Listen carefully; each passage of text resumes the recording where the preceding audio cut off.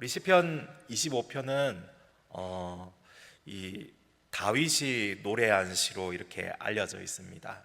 이 시는 다윗의 기도인데 그가 젊은 시절에 지은 시는 아닌 것으로 보입니다. 왜냐하면 이 7절 말씀에 나와 있듯이 내 젊은 시절이라는 표현이 그가 중년의 나이 또는 노년기에 지은 시임을 나타내고 있기 때문입니다. 문제는 그가 고난당한 때 지은 시로 또한 보입니다.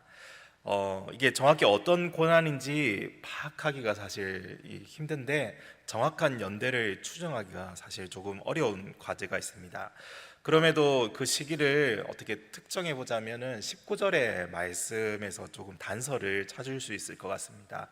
우리 19절 말씀해 보시면 내 원수를 보소서 그들의 수가 많고 나를 심히 미워하나이다. 그에게 많은 원수가 있고 그들이 왜 그런지 모르겠지만 엄청나게 다윗을 미워하고 있습니다. 이 젊은 시절 사울에게 쫓기던 때를 제외하고 그를 엄청나게 미워하는 사람이 많았던 적은 단연 이 압살롬의 반역 때를 떠올려 볼 수가 있는 것이죠. 그래서 이 시의 배경은 어떻게 보면 자신의 아들 압살롬과 자신을 배신했던 그 신하들이 원수가 되었던 때로 보면 좋지 않을까 그렇게 생각이 듭니다. 그의 아들 압살롬은 어떤 사람이었습니까? 그를 다윗을 속여서 왕위를 찬탈하려고 했던 사람이었죠. 더 자세히 설명을 해보자면 압살롬은 자기 형제를 살해했던 사람입니다. 그의 여동생 다말로 인해서 그의 이복형 다윗의 장자였던 암논을 죽이고 도망쳤었죠. 그런데도 다윗은 이 압살롬을 사랑으로 용서해 주었습니다. 그리고 다시 예루살렘으로 이렇게 복귀시키죠. 하지만 압살롬은 그런 아버지를 속이고 어떻게 합니까? 제멋대로 이 성문 앞에 서서 재판관의 자리에 올라서 백성들의 그 마음을 다 빼앗아 버리지 않습니까? 그리고 많은 사람들을 자신의 편으로 만들고 결국에는 이 디데이가 되어서 모반을 일으키게 되었던 것이죠. 압살롬의 이런 모습은 본문 3절 하반절의 표현처럼 이 까닭없이 속이는 자들이라는 말과 겹쳐집니다. 압살롬과 그를 따르는 자들이 바로 까닭없이 다윗을 속이는 자들인 것이죠. 이전에 그들은 충성스러운 자들이었지만 막상 그들에게 기회가 주어지자 마치 이 손바닥을 뒤집듯이 그렇게 돌아서서 다윗을 배반하고 그를 대적하고 미워합니다. 다윗은 그들이 이렇게 쉽게 배반할 줄 꿈에도 몰랐을 겁니다. 이와 같이 다윗은 이런 여러 어려움 속에서 어쩌면 시편 25편의 이 첫 문장을 이렇게 시작하고 있는지도 모릅니다. 1절 말씀입니다. 여호와여 나의 영혼이 주를 우러러 보나이다. 아멘. 이 원문에는 주 그리고 여호와라는 단어가 함께 표현되어 있습니다. 그래서 이 함께 표현되어 있다는 말은 강조형으로 이렇게 써져 있다는 것이죠. 그래서 다시 한번 이 번역을 해보면 나의 영혼이 여호와 당신만을 우러러 보나이다. 이렇게 다윗이 기도의 입술을 열면서 하나님께 나아가고 있습니다. 그가 이렇게 하나님을 강조하며 그분의 이름을 강조하며 바라보는 이유가 무엇입니까? 그가 가지고 있는 굳건한 확신, 즉 믿음 때문이었습니다. 그것이 2절과 3절에 이렇게 표현되어 있습니다. 2절 말씀입니다. 나의 하나님이여 내가 주께 의지하였사오니 나를 부끄럽지 않게 하시고 나의 원수들이 나를 이겨 개가를 부르지 못하게 하소서. 주를 바라는 자들은 수치를 당하지 아니하려니와 까닭없이 속이는 자들은 수치를 당하리이다. 아멘. 주를 바라보는 자에게 수치를 당하지 않게 하신다. 이 믿음이 지금 다윗의 심령 속에 굳건하게 자리 잡고 있습니다. 그는 비록 시련 한가운데 내던져지고 이 아들에게 잡힐까봐 두려워서 왕궁을 탈출하고 도망가야 하는 신세지만 그의 영혼은 주를 우러러 보고 있습니다. 다윗이 만약 원수들에게 잡힌다면 그가 당할 수치가 얼마나 크겠습니까?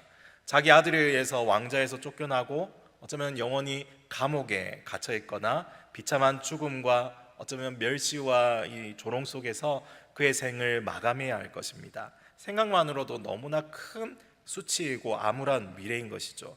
그러나 그의 영혼은 온전히 하나님만 우러러보고 있습니다. 그는 다른 것을 바라보지 않고 하나님만 바라보고 있습니다. 그와 함께하는 유능한 동료들이나 그의 곁을 지킬 유다지파와 오래된 친구들과 내 편이 되어줄 사람들을 바라보는 게 아닙니다. 그가 가진 전쟁의 그 지식과 노하우, 그와 동맹을 맺어줄 주변의 나라들을 향해 그의 마음이 움직이지 않습니다. 그는 온전히 하나님만을 우러러보고 있는 것입니다.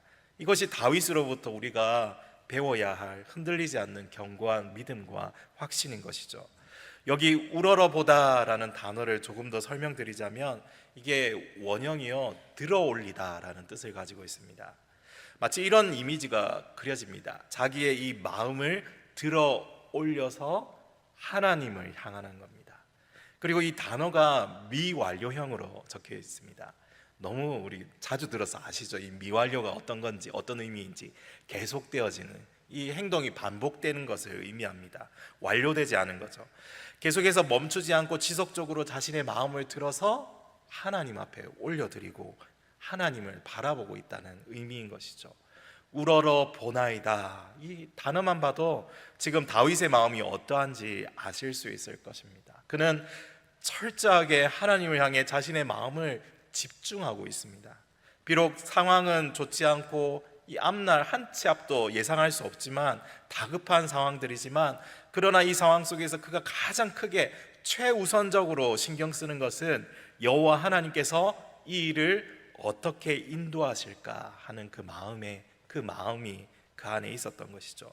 하나님께서는 내가 쫓기는 상황을 어떻게 보고 계실까? 이것은 단순하게 우연히 생겨난 일이 아닐 것이다. 이 일은 하나님 앞에 범죄한 나로 인해서 시작된 것이 아닐까. 다윗은 끊임없이 원인을 찾고 그 과정과 결과를 인도하시는 그 하나님을 지금 꾸준히 바라보고 있는 것이죠. 이러한 다윗의 마음을 또한 우리가 어디서 발견할 수 있는가? 바로 다윗에게 돌을 던졌던 시므이, 그 베냐민 지파의 시므이를 통해서 그의 마음을 또 엿볼 수 있습니다. 시므이가 저주하는 말을 하면서 그 돌을 막 던지지 않습니까? 먼지를 막, 재를 막 던지고, 그때 그 신하들이 저 잡아서 죽입시다 이렇게 말하지 않습니까? 그때 다윗이 신하들에게 이렇게 이야기하죠.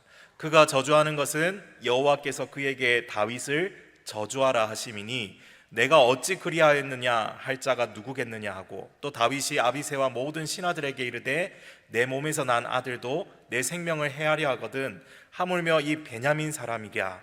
여호와께서 그에게 명령하신 것이니 그가 저주하게 버려두라.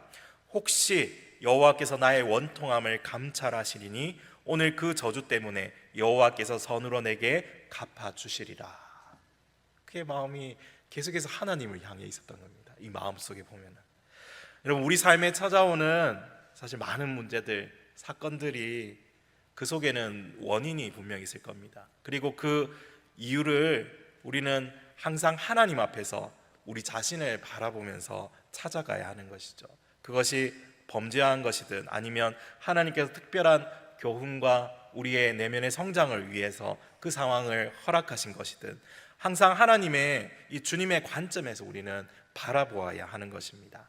내가 가진 팔자겠거니 아니면 운이 나빠서 그리 된 것이 아니라 모든 일은 하나님께서 주관하시고 이끌어 가신다는 것을 우리는 빨리 깨달아야 합니다. 하나님을 믿는 성도들은 언제든지 하나님을 주목하고 있어야 합니다.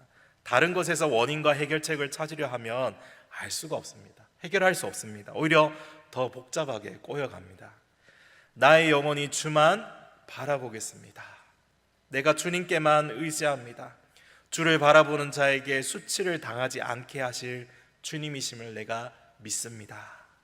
저와 여러분도 이러한 고백으로 매일마다 주님 앞에 나아가며 계속해서 주님 바라볼 수 있기를 간절히 소망합니다. 사람들은 이 다른 사람의 시선에 참 많은 신경을 쓰는 것 같습니다. 그래서 다른 사람이 나를 어떻게 생각하나 하고 의식할 때가 참 많죠. SNS, 소셜 미디어에 뭔가 있어 보이는 이 행복한 일상의 사진들을 공유해서 올리고 해시태그를 달아서 누군가의 관심과 댓글을 기다리는 모습은 우리 인간의 이런 내면을 또 잘 투영해 주는 것 같습니다. 그런데 정작 우리가 더 신경 써야 할 분이 계시죠. 바로 우리 인생의 주인이신 하나님이십니다. 정말 다윗이 많은 장점들을 가지고 있었지만 그가 가진 최고의 장점이란다면 저는 이걸 꼽고 싶습니다. 그는 하나님의 시선을 엄청나게 신경 쓰면서 살았다는 점입니다. 살아계신 하나님 앞에서의 내 모습이 어떻게 보일까? 또 내가 이렇게 행동하면 하나님께서 좋아하시고 또 싫어하실지 늘 자신을 살피며 그 인생의 길을 걸어갔던 것이죠. 그가 언약궤를 예루살렘으로 가지고 올 때에 그 앞에서 이 덩실덩실 그냥 옷이 흘러내리는지도 모르고 춤을 출 수 있었던 것도 아마 그의 이런 천성이 그 안에 있었음을 잘 드러내주고 있습니다. 그의 그런 모습을 통해 온 이스라엘이 함께 기뻐하면서 함께 하나님께 영광 올려드릴 수 있었죠. 그런데 자신의 아내이자 사울의 딸 미갈은 어떻습니까? 그런 남편의 모습을 보면서 멸시하죠. 이스라엘의 왕이 채통 없이 이 뭐 하는 짓입니까? 왕이 시정잡배처럼 염치도 없이 어떻게 그렇게 할 수 있습니까? 다윗이 가족들을 축복하려고 들어왔는데 이렇게 초를 치면서 이 미갈 아내가 그렇게 다윗에게 이야기하죠. 그래서 다윗이 어떻게 말합니까? 이는 여호와 앞에서 한 것이라. 이는 여호와 앞에서 한 것이라. 나를 여호와의 백성 이스라엘의 주권자로 삼으셨으니 내가 여호와 앞에서 뛰놀리라. 여러분, 이 다윗의 마음이 여러분 느껴지십니까? 그의 관심, 그의 생각. 그리고 이 일로 인해서 이 미갈이 평생 동안 이 자녀도 없이 그냥 자식도 없이 살았다라고 성경이 한마디 더 덧붙이고 있죠. 참으로 말 한마디가 얼마나 중요한지 또 보여주고 있습니다. 이것이 하나님 앞에서 살아가는 사람 다윗의 모습입니다. 지금 그러한 다윗이 하나님께 계속해서 간절히 기도하는 모습을 우리는 4절에서 6절에서 또 볼 수 있습니다. 우리 4절부터 6절 말씀 함께 읽어보겠습니다. 4절입니다. 여호와여, 주의 도를 내게 보이시고 주의 길을 내게 가르치소서. 주의 진리로 나를 지도하시고 교훈하소서. 주는 내 구원의 하나님이시니 내가 종일 주를 기다리나이다. 여호와여, 주의 긍휼하심과 인자하심이 영원부터 있었사오니 주여 이것들을 그 시선을 하나님께 고정하는 자 다윗이 간구하는 것이 무엇입니까? 여호와의 인도하심을 바라고 있습니다. 여호와의 인도하심, 주의 도, 또 주의 길, 주의 진리, 그리고 주의 긍휼하심, 주의 인자하심을 지금 간구하고 있습니다. 도와 길과 진리, 긍휼, 인자, 이 앞에는 주의 것이라는 이 수식어가 세트처럼 지금 따라다니고 있습니다. 여러분, 지금 다윗이 급하게 쫓겨서 도망가는 중입니다. 지금 이 순간 가장 필요한 것은 안전한 요새나 방어선, 동맹이나 많은 병사나 무기들과 풍부한 보급과 같은 좀 더 실제적인 것들이 너무나 많았습니다. 그런데 왜 그런 것을 하나도 구하지 않고 하나님의 인도하심, 이 하나님의 인도하심만 구하고 있습니까? 왜 계속 주님의 것을 구하고 있습니까? 그 이유는 눈에 보이는 이 세상의 것들이 자신을 안전하게 지켜줄 수 없다는 사실을 너무도 잘 알고 있었기 때문입니다. 그리고 사람을 움직이는 것도 하나님이 하시는 일이기 때문입니다. 이건 다윗이 일생 동안 경험했던 것이죠. 무수한 그 삶의 훈련을 통해서 그 속에서 깊이 깨달았던 이 진리였습니다. 아무리 사울이 그를 쫓고 또 쫓아와도 다윗을 잡을 수가 없었습니다. 오히려 사울이 여러 번 다윗에게 잡혔죠. 아무리 많은 병사와 철병거를 가지고 있는 블레셋이라 할지라도 하나님께서 함께 하시는 이 다윗을 한 번도 이길 수 없었습니다. 조금 다른 관점으로 말한다면 하나님께서 다른 사람들이 다윗이 이기지 못하도록 그냥 꾹꾹 눌러 막으신 겁니다. 다윗이 영웅이라서 엄청나게 뛰어나고 잘나서 그런 것이 아니라 하나님께서 그를 붙드셨기 때문이죠. 그래서 하나님을 따르는 다윗은 늘 그 불리한 상황 속에서도 역전의 싸움을 했고 항상 승리할 수 있었습니다. 그를 도우시는 하나님이 모든 방법을 통해서 역사하고 계셨기 때문이죠. 사람의 길을 인도하시는 하나님께서 다윗이 필요할 때마다 그 적절한 시기 타이밍에 이 사람들을 붙여주시고 환경을 열어주시고 인도하셨습니다. 그러므로 그가 간구하는 것은 다른 것이 아니죠. 눈에 보이는 급하게 필요한 것들이 아닙니다. 가장 본질적인 것, 가장 궁극적인 것, 그가 경험하고 누려왔던 그것, 바로 여호와의 인도하심입니다. 더 나아가서 그는 조금 더 구체적으로 주님께 구하고 있습니다. 주의 도, 주의 길, 주의 진리로 표현된 하나님의 이 말씀을 구합니다. 이걸 주목해 보셔야겠죠. 다윗은 무엇 때문에 주의 도, 주의 길, 주의 진리를 구하고 있습니까? 이 주님의 말씀만이 우리의 인생의 길을 바르게 인도할 수 있다는 것을 알고 있기 때문이죠. 내가 가는 길이 아니라 주의 말씀이 지시하는 길이 바른 길이죠. 내가 원하는 장소가 아니라 말씀이 가리키고 있는 장소가 안전한 곳입니다. 주의 말씀으로 바르고 온전한 길로 나아가게 하시는 것, 그것이 주의 인도하심입니다. 내가 있어야 할 곳에 서게 하시고, 내가 해야 할 행동을 하게 하시고, 내가 해야 할 말을 알게 하시는 것, 그것이 바로 주의 인도하심이죠. 주의 인도하시면 나의 한계를 뛰어넘게 하시고, 내가 어쩔 수 없는 그 상황을 극복하고 승리하게 하시는 이 원천이고 힘이 되는 것입니다. 그러므로 다윗은 기도하죠. 다른 거 다 물리치고 주여 인도하옵소서, 주여 내가 나아갈 바를 알게 하여 주옵소서, 주여 말씀하여 주옵소서. 이 다윗의 기도는 우리에게 기도해야 할 방향을 가르쳐주고 있습니다. 하나님이 인도하시는 길만이 우리를 생명의 길로 나아가게 하실 수 있습니다. 주의 진리가 나를 지도하고 교훈할 때 하나님의 사람으로 온전하게 하고 모든 선한 일을 행할 능력을 갖추게 합니다. 이것이 하나님 마음에 합한 자로 살아가게 하는 것입니다. 사랑하는 성도 여러분, 다른 무엇보다 먼저 주의 인도하심을 구하시기를 바랍니다. 당장 눈앞에 필요한 급한 것에 쫓기는 삶이 아니라 주의 인도하심을 바라보며 잠잠히 주님 앞에 머무르시기 바랍니다. 우리 안에 주의 말씀이 필요합니다. 주님께서 여러분의 삶을 인도하시지 않는다면 다른 모든 것은 소용없다는 사실을 깨닫고 오늘도 여러분의 시선을 그 하나님께 고정하고 주를 우러러보며 주의 인도하심을 구하며 살아가는 저와 여러분 되기를 간절히 소망합니다. 우리 5절 하반절을 이 다윗은 이렇게 또 고백합니다. 내 구원의 하나님, 내가 종일 주를 기다리나이다. 다윗은 이렇게 하나님을 하루 종일 기다린다고 합니다. 모든 시선을 주님께 드리고 내가 하루 종일 주를 기다리나이다. 주님께 드리고 살아계신 하나님 앞에 그가 계속 서 있는 거죠. 비록 그는 피난길에 분주하게 움직이는 것 같지만 그 내면은 고요하고 잠잠하게 임할 말씀과 또 주님의 선하신 손길로 인도하심을 기다리고 있는 겁니다. 사실 이 기다림의 시간이 참 힘든 시간인 것 같습니다. 하지만 기도하는 사람에게 있어서 이 기다림, 이 기도의 응답, 하나님의 말씀이 임하는 이 시간은 우리에게 이 소망을 더하는 시간이고 더 간절해지도록 하는 시간이고 또 나를 돌아보게 하고 하나님을 신뢰하게 하는 이 훈련의 시간입니다. 하나님은 기다림의 시간을 통해서 인간의 때와 하나님의 때가 다름을 인정하게 하시죠. 인간이 생각하는 최적의 시간과 하나님이 생각하시는 그 최적의 타이밍이 다름을 통해서 하나님의 능력과 지혜가 끝이 없음을 우리로 깨닫게 하시는 겁니다. 그리고 다윗은 하나님의 그분의 속성, 그 본질에 기대어서 그분 앞에 또 머물러 있습니다. 그러나 하나님의 영원 전부터 있는 긍휼하심과 인자하심을 기대하고 또한 이 기도하는 가운데 요청하고 있죠. 다윗이 경험한 그 하나님, 그가 평생을 섬긴 하나님이 이 선하시고 긍휼하시며 인자하시기에 또한 언약에 신실하시기에 그가 언제나 믿고 신뢰하고 의지할 수 있는 분임을 그가 계속 마음속에 묵상하면서 그 하나님을 기다리고 있습니다. 공의와 심판만 하시는 엄격한 하나님이라면 다윗은 절망했을 겁니다. 그러나 다윗의 하나님은 그의 평생의 선하심과 인자하심이 반드시 따르게 하시는 하나님이셨습니다.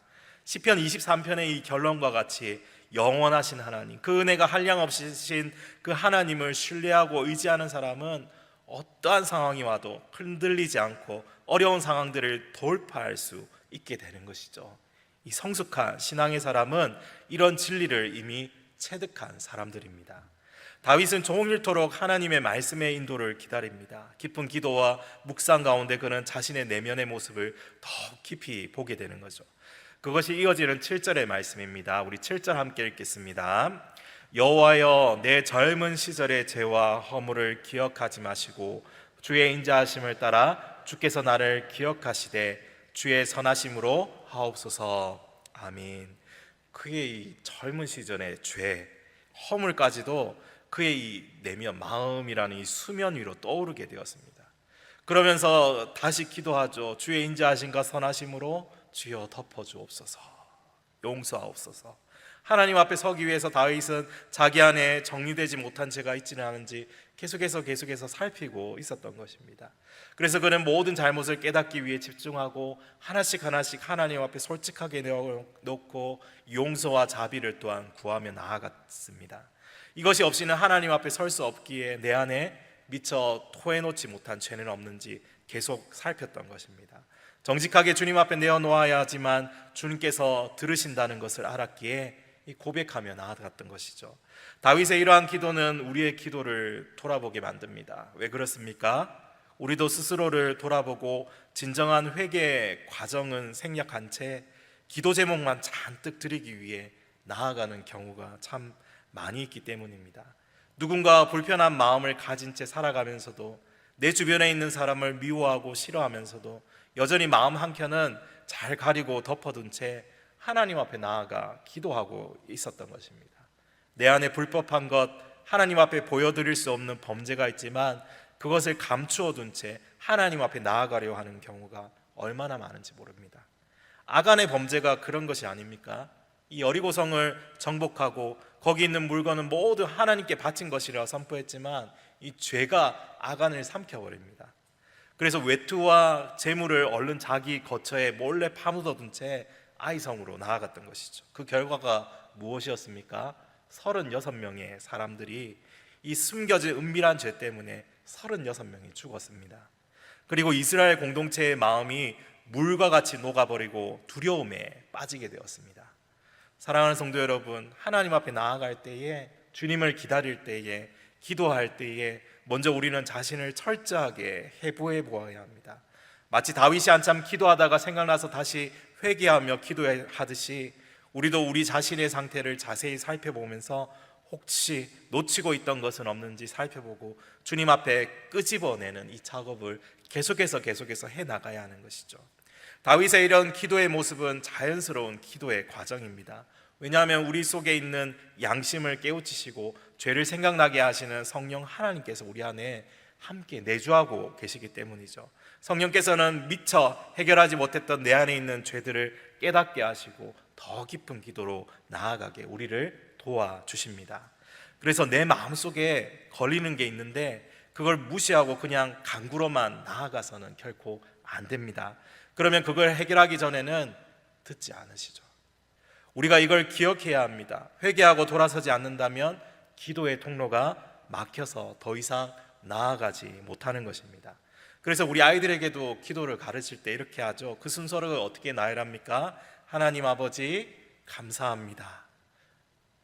용서해 주세요. 도와주세요. 다른 사람들도 도와주세요. 예수님의 이름으로 기도드립니다. 아멘. 이렇게 기도를 끝내라고 하지 않습니까? 죄에 대한 회개가 감사 다음에 위치하고 있습니다. 기도의 앞부분에 회개가 위치한 것은 우연이 아닙니다. 이렇게 우리가 기도할 때 자신을 온전히 살피고 머무르는 시간이 반드시 필요합니다. 이걸 귀찮아서, 시간이 없어서, 어색해서, 하기 싫어서 그냥 넘겨버린다면 그 기도는 하나님과의 관계성을 무시하고 내어놓는 요구사항의 그 목록표로 전락할 수 있습니다. 하나님께서는 내 속에 있는 죄로 인해 듣지 않으시는데 나는 열심히 기도 목록만 하나님께 이렇게 아뢰고 있는 것이죠. 이런 모습은 마치 우리 카카오톡 대화창과 같습니다. 열심히 내 할 말을 채팅으로 올리는데 그 옆에 상대방이 톡에는 숫자 1이 이렇게 이제 그대로 남아있죠. 무슨 뜻입니까? 상대방이 내 카톡을 읽지 않고 있다. 빨리 대답해 줬으면 좋겠는데 계속 숫자 1이 남아있으면 얼마나 답답합니까? 그런데 우리의 기도가 이것과 같은 모습이 되지 않도록 오늘 말씀을 우리가 잘 생각해 보아야겠습니다. 사랑하는 성도 여러분, 하나님의 말씀 앞에 우리 잠잠히 기다리면서 깨닫게 하시는 모든 죄악을 던져버릴 수 있기를 바랍니다. 하나님 앞에 정직하고 솔직한 성도로 설 수 있기를 소원합니다. 그래서 하나님께서 들으시는 기도로 날마다 하나님의 일하심을 경험하는 그 복된 인생이 되시기를 바랍니다. 우리 계속해서 8절부터 11절을 함께 읽어보겠습니다. 8절 말씀입니다. 여호와는 선하시고 정직하시니 그러므로 그의 도로 죄인들을 교훈하시리로다. 온유한 자를 정의로 지도하시며 온유한 자에게 그의 도를 가르치시리로다. 여호와의 모든 길은 그의 언약과 증거를 지키는 자에게 인자와 진리로다. 여호와여, 나의 죄악이 크오니 주의 이름으로 말미암아 사하소서. 아멘. 하나님 앞에서 회개하는 자에게 주시는 은혜, 바로 죄사함의 은총입니다. 하나님은 선하시고 정직하시고 공의로우신 하나님이시죠. 이러한 하나님의 속성은 우리 인간에게도 주신 공유적인 속성이라고 합니다. 우리 인간도 선하고 정직하고 공의로울 수 있지만 불완전하죠. 그러나 인간과 비교할 수 없는 완전한 성품으로서의 선함, 완전한 정직함, 완전한 공의로움을 하나님은 가지고 계십니다. 그러니까 다윗이 간구하는 주께서 교훈하시고 지도하시며 가르치시는 것은 온전하고 완전합니다. 그것이 하나님의 도와 길로 표현된 이 하나님의 말씀인 것이죠. 말씀은 죄인을 깨우시고 깨우치시고 회개하게 하며 어리석은 인생을 고치시고 바른 길로 인도하십니다. 또한 우리가 회개하며 주께 고백할 때에 예수 그리스도의 대속의 피가 우리 범죄를 덮음으로 이 죄를 관가하게 하시고 그것을 없다고 인정해 주십니다.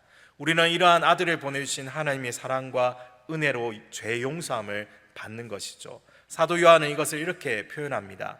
그가 빛 가운데 계신 것 같이 우리도 빛 가운데 행하면 우리가 서로 사귐이 있고 그 아들 예수의 피가 우리를 모든 죄에서 깨끗하게 하실 것이요. 그 아들 예수의 피가 우리를 모든 죄 가운데서 깨끗하게 하십니다. 또 이어지는 말씀에 만일 우리가 죄가 없다고 말하면 스스로 속이고 또 진리가 우리 속에 있지 아니할 것이요 만일 우리가 죄를 자백하면 그는 미쁘시고 의로우사 우리 죄를 사하시며 우리를 모든 불의에서 깨끗하게 하신다고 말씀하고 있습니다. 우리의 죄를 하나님 앞에 고백할 때 미쁘신, 즉 신실하시고 의로우신 하나님께서 우리의 죄를 용서하시고 모든 불의에서 깨끗하게 하신다고 약속하고 있습니다. 이 약속을 의지하여 예수 그리스도를 꽉 붙잡고 선하시고 정직하신 하나님과의 관계를 바르게 하는 이 기도로, 삶으로 우리는 늘 들어가 있어야 하는 것이죠. 사랑하는 성도 여러분, 우리가 하나님 앞에 정직하게 회개할 때 미쁘시고 의로우신 하나님께서 모든 불의에서 깨끗하게 하셔서 옳은 길, 바른 길로 나아가도록 인도하십니다. 그 하나님과의 관계를 늘 바르게 하기 위해서 자신을 살피고, 그래서 나의 모든 어려움과 문제들을 마음껏 하나님께 가져갈 수 있는 저와 여러분 되기를 간절히 소망합니다. 우리 12절부터 14절까지의 말씀입니다. 여호와를 경외하는 자 누구냐? 그가 택할 길을 그에게 가르치시리로다. 그의 영혼은 평안히 살고 그의 자손은 땅을 상속하리로다. 여호와의 친밀하심이 그를 경외하는 자들에게 있으며 그의 언약을 그들에게 보이시리로다. 아멘. 이제 다윗은 여호와를 경외하는 자에게 주시는 그 은혜들을 나열하고 있습니다. 우리 5가지로 이해할 수 있는데, 첫 번째로 경외하는 자에게 주시는 은혜는 나아갈 바를 알려주시는 것입니다. 바로 인도하심의 은혜인 것이죠. 두 번째로 그의 영혼을 평안하도록 지켜주십니다. 지금 반역으로 인해서 왕궁을 탈출하고 도망가는 다윗에게 너무도 절실한 필요한 은혜인 것이죠. 세 번째로 미래를 약속해 주십니다. 그의 자손을 축복하시고 땅을 상속하실 그 미래를 내다보게 합니다. 네 번째로 당신의 친밀하심을 보여주시고, 다섯 번째로 그 언약을 보여주십니다. 이렇게 5가지를 다윗이 열거하고 있지만 현재 그는 어떻습니까? 아들의 반역에 쫓겨서 도망치는 다윗의 상황 속에서 사실 꿈도 꾸지 못할 것들입니다. 하지만 다윗은 확신합니다. 하나님을 경외하는 자에게 지금까지 보여주셨던 그 신실하신 그 하나님의 모습을 그는 기대하고 있습니다. 그의 조상들에게 늘 보여주셨던 하나님의 선하신 모습이 그러했지 않습니까? 비록 어려움과 고난이 있었지만 여호와를 바라보며 끝까지 경외하며 나아갔던 자들을 멸시하지 않으셨던 하나님께서 반드시 그의 삶을 이끌고 가시고 회복시키시며 그 친밀하심을 보여주실 것임을 그는 확신하며 이렇게 하나님 앞에 기도드리고 있습니다. 사랑하는 성도 여러분, 우리는 오늘 다윗의 시편 25편을 함께 살펴보았습니다. 이 다윗을 통해서 주신 이 교훈들을 우리가 기억하기 원합니다. 어려운 상황이라도 주를 바라보는 것, 주의 인도하심을 위해서 기도하는 것, 또 하나님과의 관계가 가장 중요하다는 것을 깨닫고 내 안에 감추어둔 죄는 토해내고 악은 버리고 하나님을 경외하는 사람에게 주시는 5가지 영육의 축복을 소유하며 살아가는 삶. 이 선택할 길을 알려주시는 하나님, 영혼을 평안히 지켜주시는 하나님, 나뿐만 아니라 자손을 축복하시는 하나님, 친밀하심으로 나와 함께 하시는 하나님, 그 약속을 보여주시고 지켜주시는 그 하나님을 우리가 날마다 누리고 경험하고 그 하나님을 온전히 신뢰하며 살아갈 수 있기를 간절히 소망합니다.